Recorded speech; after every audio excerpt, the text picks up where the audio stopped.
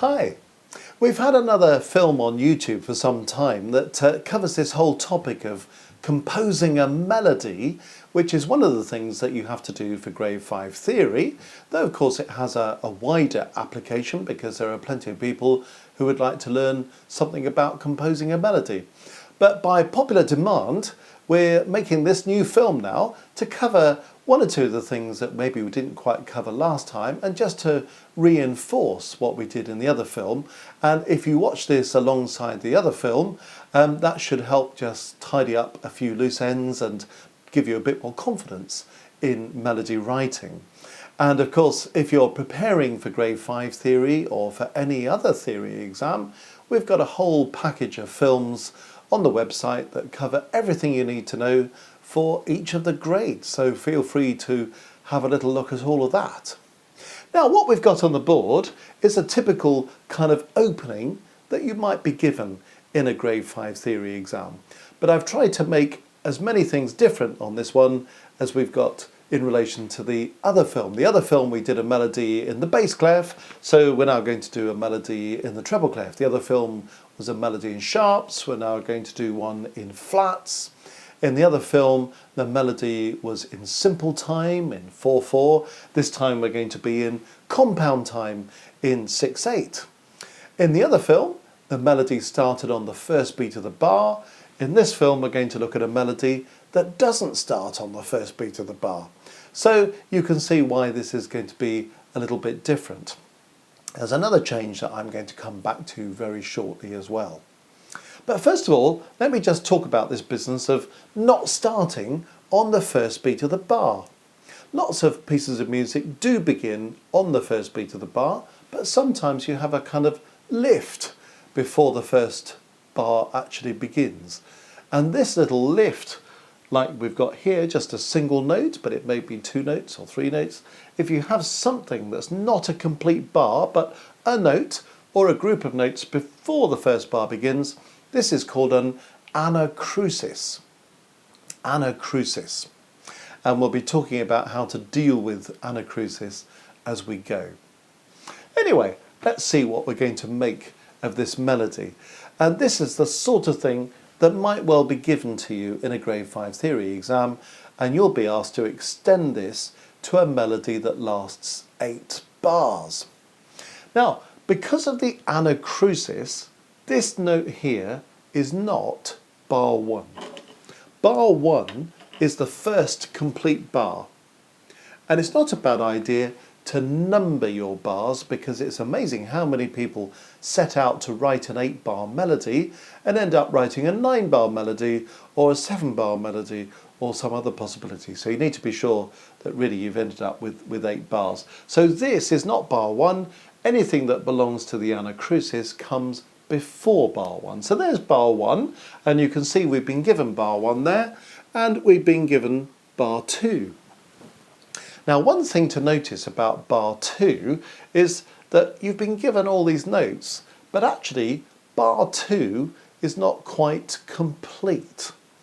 And lots of people get in a pickle with that because they think that bar 2 is complete, so they just leave it as it is and carry on to bar 3.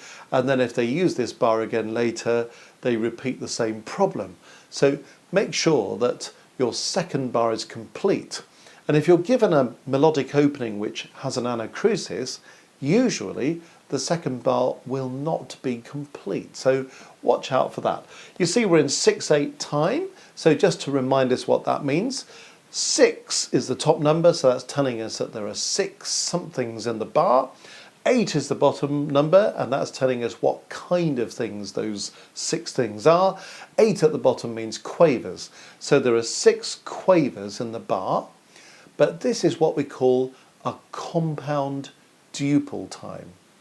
And we organise things into groups of 3 when we're in compound time. So if we've got 6 quavers in a bar, we organise them into 2 groups of 3 quavers. Just to give you the idea, we would have one group of 3 quavers looking like this, and a second group of 3 quavers looking like this. So you see I've got 6 quavers, but they're organised in 2 groups of 3, and each group of 3 provides us with a beat. So 3 quavers totals 1 dotted crotchet. 3 halves, if you like, equal 1.5. And of course I need a dotted crotchet here. So in 6/8 time I've got 6 quavers. I organise them into 2 groups of 3. Each group of 3 has a total value that is this, a dotted crotchet. So in 6/8 there are 2 dotted crotchet beats per bar.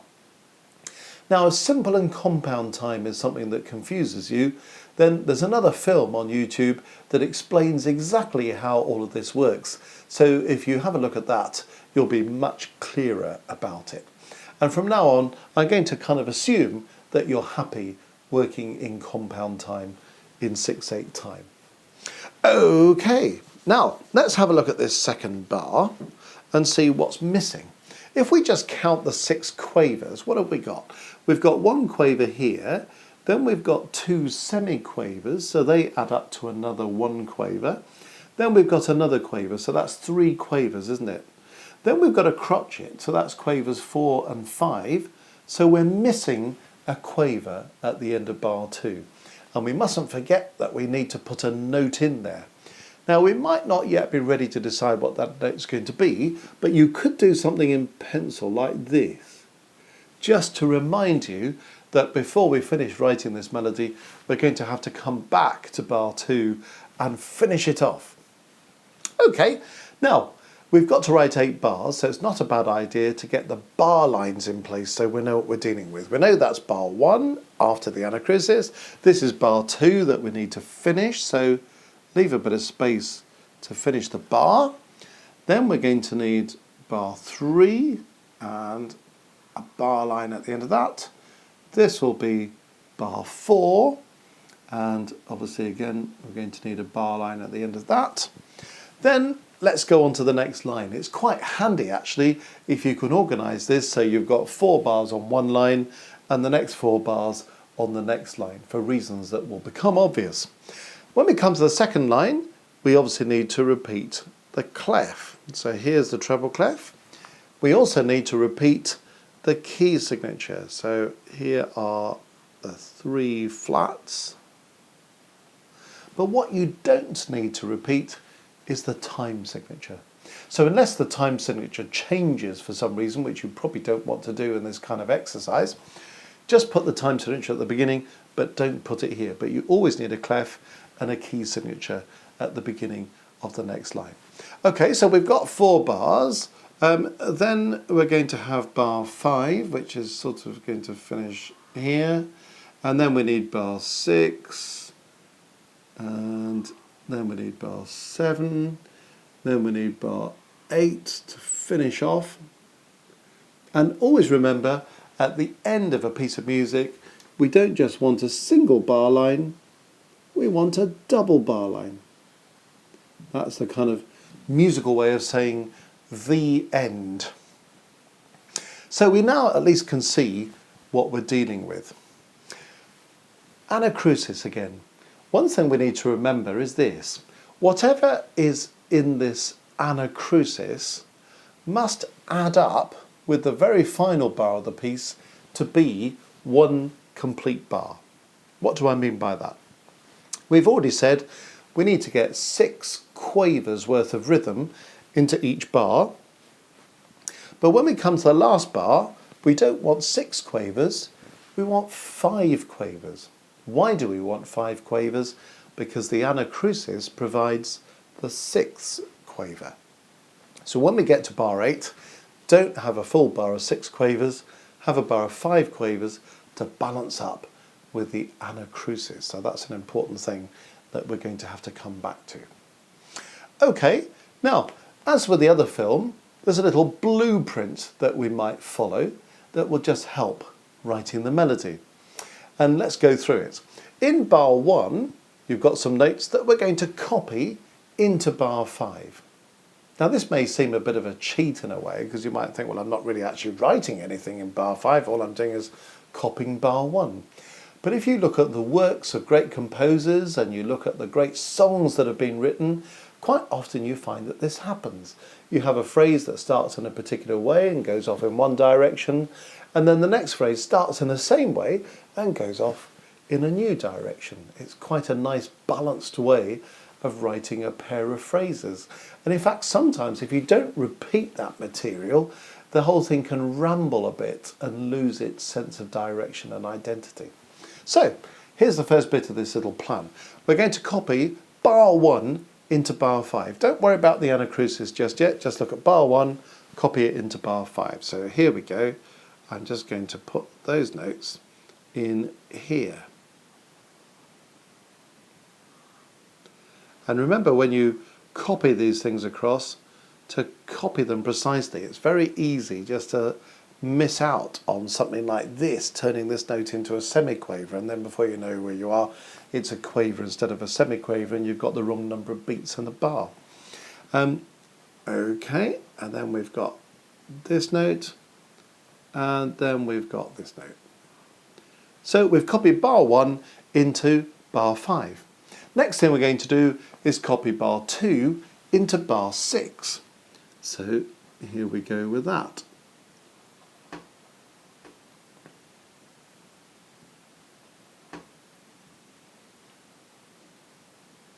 And again, remember to put all the detail in so you don't miss out the accidentals, for example.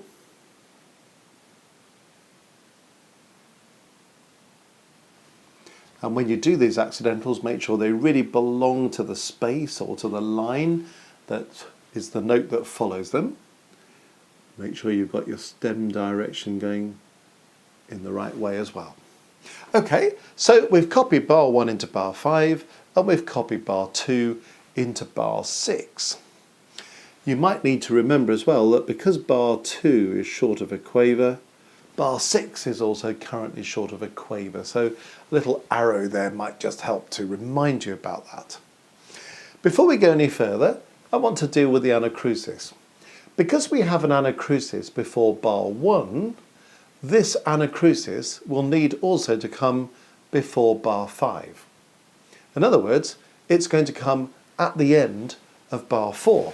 So let's just put this G in at the end of bar 4.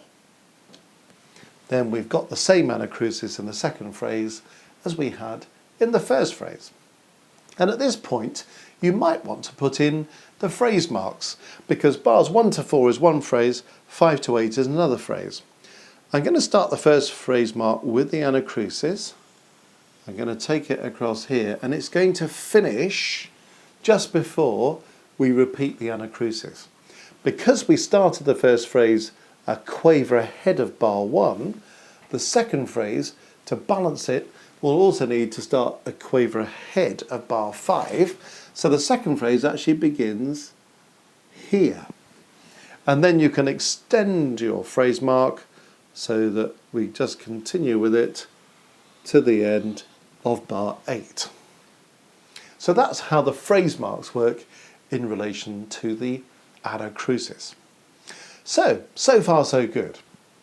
Now we're going to do what we've done on the other film in terms of melody writing and think about maybe outlining some chords in bars 3 and 4 and in bars 7 and 8 so that the melody belongs to what would be appropriate chords if you were accompanying it. Because if the melody doesn't really belong to chords that are sensible, the melody won't sound right. So we'll come back to that in a moment. But before we decide anything else, we need to be sure which key we're in. Now, if we've got 3 flats, you might know your keys really well, or you might want to look at the circle of fifths. And again, if you don't know about the circle of fifths, we've got another film out there that explains how the circle of fifths work, and that's the whole system that explains all the keys. When you look at a circle of fifths, 3 flats tells you that you're either in E flat major or you're in C minor. Now, before we go any further, we've got to decide whether we're in E flat major or in C minor, because if this piece of music's in E flat major and then you start writing things in C minor, it may sound a bit strange, or vice versa. So how do we know if we're in E flat major or in C minor? Well, the big clues are in bar 2, because in bar 2 you can see some accidentals. Now, if you were in E flat major, you wouldn't really need those accidentals. But because we're in C minor, when we're in a minor key, we sometimes have to do things to certain degrees of the scale. If you know about your minor scales, you know in the harmonic minor scale, we raise the 7th degree of the scale by a semitone, going up the scale and coming down the scale. When we're in a melodic minor scale, we raise the 6th and the 7th degrees of the scale when we're going up, and we just follow the key signature when we're coming down. So I wonder what's going on here. What's this A natural and B natural about in bar 2? Well, if you think about it, A natural, B natural would not belong to E flat major. So you can be pretty sure you're not in E flat major. You're probably in C minor. Well, the 6th degree of the scale of C minor is A. Actually, it's not A, it's A flat. So if I take the 6th degree of A flat and I raise it by a semitone, I get A natural. B flat is the 7th degree of the scale. If I raise that by a semitone, I get B natural. So I've raised the 6th and the 7th degree of the scale in a passage that's going up, using, therefore, the melodic minor. Why are we using the melodic minor? Because we're writing a melody. And the melodic minor in a melody always works better than the harmonic minor, because at the top of the harmonic minor scale, you get a strange interval. Here's the harmonic scale.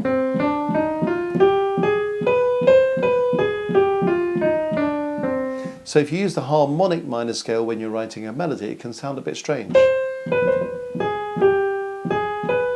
So that's why we tend to use the melodic minor scale, because it just evens out that strange interval at the top of the harmonic minor scale. So we need to know we're in C minor, otherwise this isn't going to work, and we're going to have to think carefully about writing in a minor scale as we go. Okay, if we're in C minor, then the first thing we can do is fill up the last bar with the tonic note. So if we're in C minor, well, the tonic note is C. Remember what we said about the anacrusis though? We don't want to fill it up with 6 quavers worth of stuff. We want to fill it up with 5 quavers worth of stuff. So I'm going to put a C in the last bar. We may decide to put this C in a different octave in the fullness of time. That doesn't matter. But for now, let's put it there. Now I'm going to write C for a dotted crotchet, because that fills up the first beat in 6/8 time. Remember, those first 3 quavers give us a dotted crotchet beat. So there's the first beat. But I only need 5 quavers. So I'm then going to have a crotchet that's not dotted, and I'm going to tie those together. So if I wanted to fill up the last bar with the tonic note, there's the tonic note C, because we're in C minor. That's how I would write it. Because we're in 6/8, I need a dotted crotchet for the first beat, and I'm going to tie that to a crotchet for the second beat. Now, you may decide when you finish this melody that that's rather a long time to sit on a tonic note, in which case you could use any notes that belong to the tonic chord. So the tonic chord is that, chord 1. If you're not happy about chords, again, we've got another film that explains all about chords, so you could have a look at that. But basically, to get the chord sorted, you could write out a scale of C minor,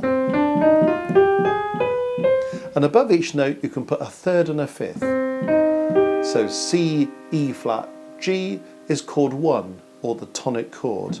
This is chord 2, chord 3, chord 4, chord 5, chord 6, chord 7. So you could write those out if you wanted to. Now we want to get a cadence working at the end of our piece, so it's not a bad idea to have 5 followed by a 1, or you could have 4 followed by 1. Why is this? Because 5 followed by a 1 creates a perfect cadence, 4 followed by a 1 creates a plagal cadence. We want to finish on 1 because that will make the melody feel as if it's gone home to the tonic note at the end. Well, for now we could decide we're going to use chord 5. You could use chord 4, that's absolutely fine. So discover what the notes are in chord 5. In C minor, the fifth degree is G, and chord 5 is G, B, and D. Be very careful that the middle note of that chord is not B flat from the key signature, but it's B natural. When you're thinking about chords, think in the harmonic minor scale if you're in a minor key, because harmonic minor is about harmony, it's about chords. Melodic minor is about melody. So it's not G, B flat D, it's G, B natural D. And what we want to be able to do here is to use any notes that belong to that chord and work them out across the bar. So we could, for example, just do something that goes G, B natural, D. That could be, say, the first half of that bar. And then we could maybe come up to a top G. And then maybe we could come back to a B natural. And up to a D. Do you see, I'm just trying to use notes that belong to that chord 5, that G, B natural, D chord. So that last but one bar, and onto that C at the end. I could decide to make the rhythm a bit more interesting. We've had this dotted rhythm here, haven't we? So we could say dot the first thing. That would make it a little bit more interesting than just having 6 quavers running through the bar. So we could do that, for example. Okay, well, we've sort of sketched in the opening, the end of the piece quite happily. What are we going to do here? We're going to have another cadence here, and we're going to have notes that belong to chord 5 at the beginning of bar 4, because we want to have an imperfect cadence. And we've got a film out there about cadences if you want to be clear about cadences as well. But an imperfect cadence is basically any chord followed by 5. It tends to be 1 to 5, 2 to 5, or 4 to 5. Doesn't really matter which one you go for. But we might go, in this case, 4 followed by 5. Why not? When we get to bar 4, if we're using chord 5, well, probably we just want to use the root of that chord. The bottom of chord 5 is G, so let's stick in a G for the time being. Remember as well to think about the 6/8 time. We're going to use a dotted crotchet G, and then we're going to have to tie it so we get the grouping of these notes correct for 6/8 time. So you can see now how this works, because this takes up 1 dotted crotchet beat. I've tied it into something that starts the second dotted crotchet beat, and this quaver, the anacrusis to the second phrase, completes that second beat.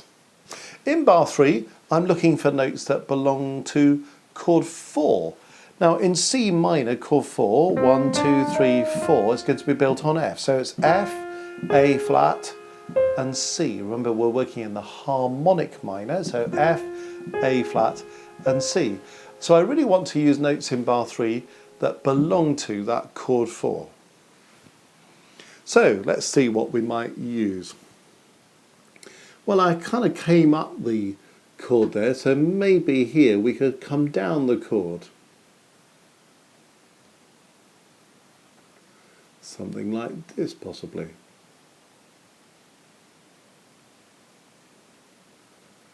And then maybe, so we don't have too much kind of jumping around, doing arpeggios all the time, we could do something that goes by step here. And I'm going to use that dotted rhythm again.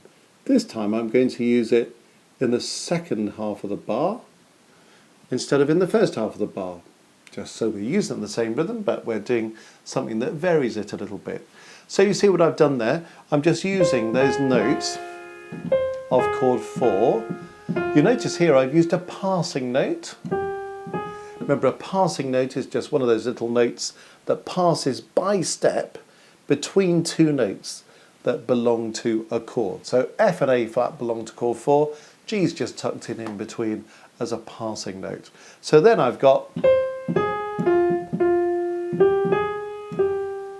I may decide I want to make the passing notes more interesting still. Whenever I've got a third in the melody, there's the potential to put another passing note in there. I could even put another one in there. Now we're really getting carried away with the passing notes, aren't we? But I could decide, for example, to make that a group of semiquavers there. Just gone a bit too far with that, because obviously the last one will need to be a quaver there. So you see what I've done now? I started off with, now I've got, so it just makes this a bit more interesting.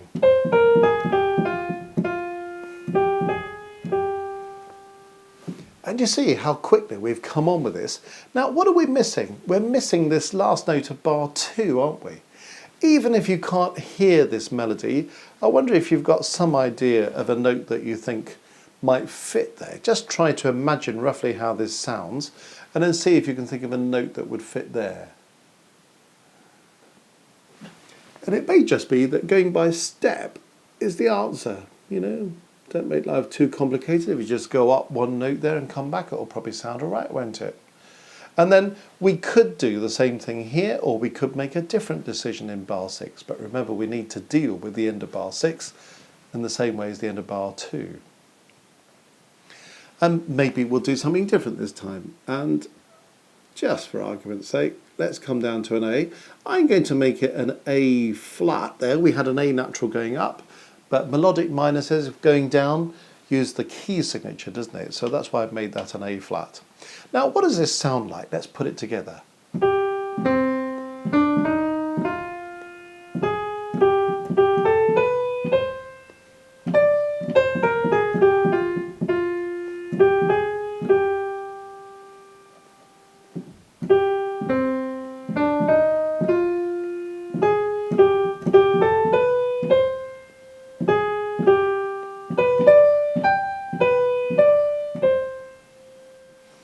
So if you wrote that as a melody, it will be perfectly presentable, and that would quite easily pass. You may decide at the end you want to do something slightly more exciting than just holding on to this note forever and a day. So without making life too complicated, you could, for example, do something like this. Maybe just come down the arpeggio and finish on this bottom C. That might just be slightly more interesting than what we were doing before. Interesting what happens, isn't it, when you get into stem direction. Having done that, I now need to have the stems going the other way, don't I? So now I'm going to write this. Why does the stem go the other way? Because these two notes fall below the central line, and I've only got one note that's above. So really these two win 2-1, and we end up with the stems on balance going up. So instead of just finishing on that tonic note as we did before,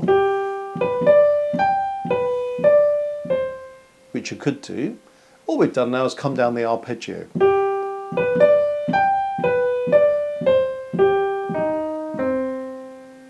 And it sort of carries on this little broken chord idea here, makes the end of it just a little bit more interesting. You could spruce it up even further with some passing notes. If you wanted to, you could put an F there between the G and the E. You could put a D here between the E flat and the C. So we just add a couple of passing notes to make it a little bit more interesting. And of course that then sort of matches what we did with the passing notes there. So now we've got this.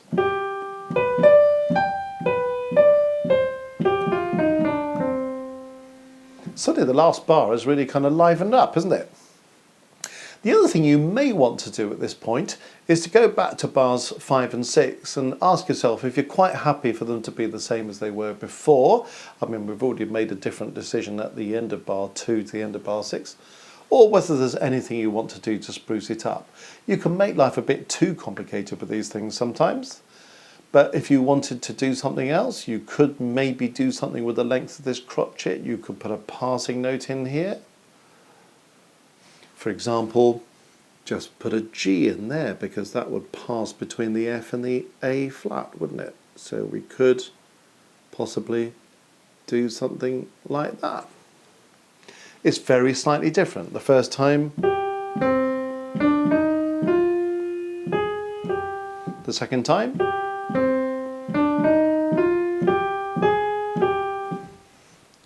very small difference, isn't it? But just makes a slight variation. You could do a bit more if you wanted to.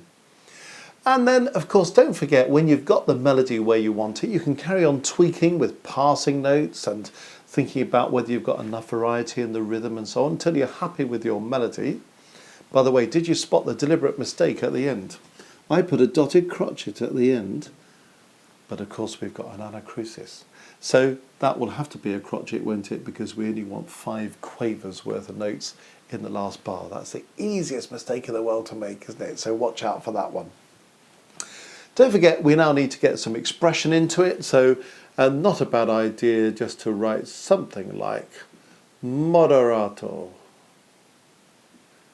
Because moderato just means that it goes at a moderate speed, not too fast, not too slow, so nobody can take offence at something that's written moderato. Then possibly some dynamics would be a good idea just to add to that, and maybe to have a melody that starts MP or MF, why not?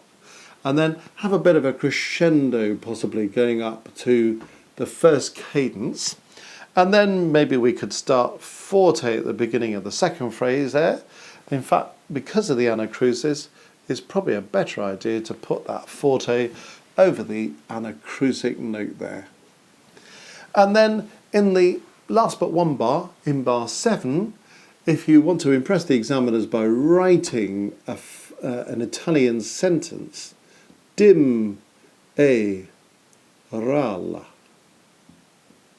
Dim means getting quieter, A means and, ral means slowing down to the end. So that just gives us a bit of expression there as well. You may want to have a bit of phrasing inside the phrases, where you might decide that you're going to have some staccato notes. You could, for example, have a staccato here, followed by some legato notes. Another staccato. So you could elaborate the melody in that sort of way if you wanted to. Don't get too over fussy, but if you wanted to put a little bit of phrasing detail inside the phrases, you certainly could do that. And then don't forget, if you're doing the grade 5 theory question, that you'll be asked to choose between 2 instruments. So it will say write a melody for oboe or violin or something. So you have to choose one of those 2 instruments, and then have a good look at your melody and think, does that really feel like a violin melody or like an oboe melody? If you're not a string player, you may decide you want to go for a non-string option, because then you don't really have to worry about bowing and things that you might not know about. But if you are a string player, you may be very happy to go for a string option and to mark in some of that bowing. But I think what you end up with is a perfectly respectable melody that now sounds something like this.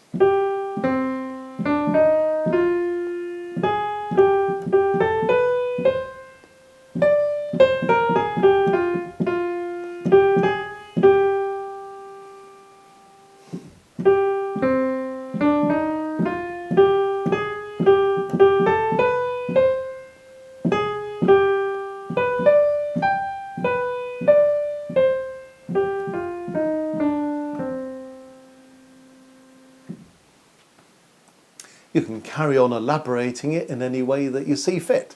But I hope that's given you an idea as to how to go about writing a melody that would fit the brief for the grade 5 theory. And alongside the other film, you can see some of the differences that we've explored. You can see the other one was in a major key, this one's in a minor key. Writing in a minor key presents particular challenges. The other one was in simple time in 4/4, this one's in 6/8 time. You've got to be very careful that you beam all of your notes to fit in with those 2 dotted crotchet beats. And if you look at all the beaming here, you see these 3 notes fit into 1 dotted crotchet beat, this group of notes all fitting into 1 dotted crotchet beat. So we're showing those dotted crotchet beats all the way through. You've seen how in 6/8 we have slightly longer bars in a way than we do in say 3/4 or 4/4 times. So maybe instead of just holding on to long notes, we could do something using an arpeggio that you could then elaborate with some passing notes. You may decide you don't want to have this long G here, that you could do something similar to this here. That would be easy to do, though don't be afraid of the occasional long note somewhere. Hopefully you're now happy about dealing with the melodic minor, but dealing with the harmonic minor when you're choosing your chords. Hopefully you're happy about having a perfect or a plagal cadence at the end, or having an imperfect cadence between bars 3 and 4. And hopefully we've also demonstrated how you know it's in a minor key, not in a major key. And we've also demonstrated how to deal with the anacrusis, how that affects life at the beginning of the second phrase and how it affects life in the last bar. So I hope that's helpful, and if you're doing grade 5 theory sometime soon, the very best of luck with the melody writing question and indeed with the rest of the paper.